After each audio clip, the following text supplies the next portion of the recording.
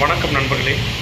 இந்த வீடியோவில் நம்ம எதை பற்றி பார்க்க போகிறோம் அப்படின்னா, இந்த 2025ஆம் வருஷம் பண மழையில் நனைய போகிற ராசிகள் எது எது அப்படிங்கிறத அந்த வீடியோவில் பார்க்க போகிறோம்.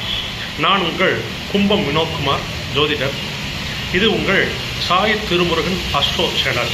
இது ஒரு ஜோதிட ஆன்மீக தகவல்களை, அதாவது எளிமையான ஜோதிடம் உங்கள் வாழ்க்கையில் ஏற்படக்கூடிய அனைத்து பிரச்சனைகளுக்கும் தீர்வையும் வழியையும் ஒளியையும் காட்டக்கூடிய சேனல் தான் நம்ம சாய் திருமுருகன் அஸ்ட்ரோ சேனல்.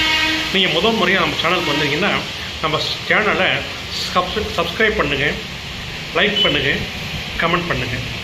சரி, வாங்க வீடியோக்குள்ளே போகலாம்.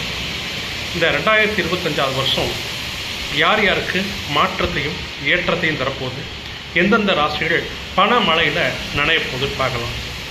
போக சார், வாழ்க்கையில் பல பிரச்சனை, பணங்கிறது கண்ணால் பார்க்குறதே பெரிய விஷயமா இருக்குது.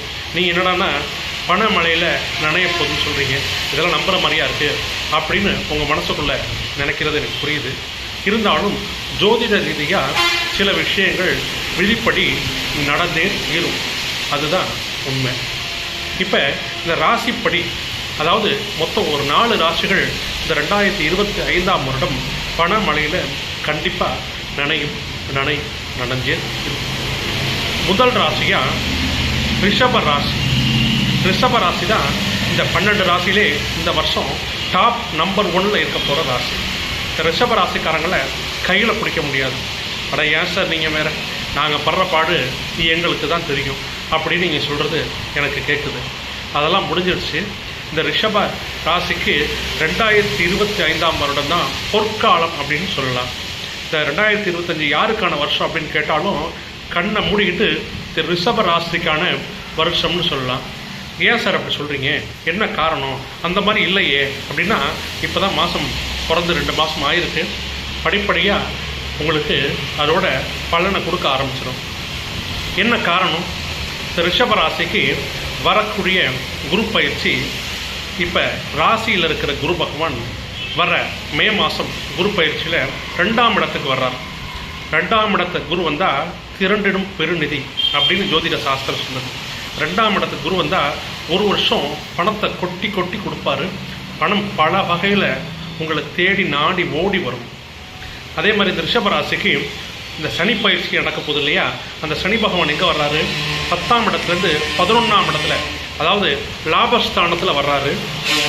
அதே மாதிரி ராகு பகவான் 10ஆம் இடத்துக்கு வர்றாரு. இந்த 3 பயிற்சியுமே இந்த ரிஷபராசிக்கு தான் முதன்மையாக நல்ல பலன்களை வாரி வழங்க போகுது. அதனால் இந்த ரிஷபராசி தான் நம்பர் 1 ராசியாக பணமழையில் நனைய போகுது. 2வது ராசியாக நம்ம துலா ராசியை சொல்லலாம். இந்த துலா ராசி குரு பயிற்சி அஷ்டமத்து குரு தற்சமயம் நடந்துக்கிட்டு இருக்கு. இந்த குரு பயிற்சி ஆகி 9ஆம் இடத்துக்கு வருவார். 9ஆம் இடத்துக்கு பாக்கியஸ்தானத்துக்கு குரு வருது ரொம்ப ரொம்ப சிறப்பு. சார், நாங்கள் கடந்த ஒரு வருஷமாக அஷ்டமத்து சனியில் அஷ்டமத்து குருவில் படாத பாடுபட்டுக்கிட்டு இருக்கோம் அப்படின்னு தெரியுது. அந்த அஷ்டமத்து குரு விலகி 9ஆம் இடத்துக்கு குரு வரும்போது, அதாவது நம்ம ஜோதிட சாஸ்திரம் என்ன சொல்லுது அப்படின்னா, ஓடி போனவனுக்கு 9ல் குரு. இந்த குரு 9ஆம் இடத்துக்கு பாக்கியஸ்தானத்துக்கு வரும்போது பல பாக்கியங்களை, பல நல்ல விஷயங்களை உங்களுக்கு போதும் அப்படிங்கிற அளவுக்கு கொடுப்பார்.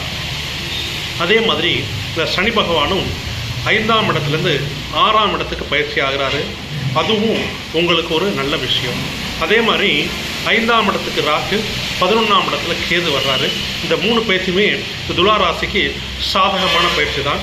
அதனால் இந்த துலா ராசியும் 2வது ராசியாக இந்த 2025ஆம் வருடம் பண மழையில் நனைய போகுது.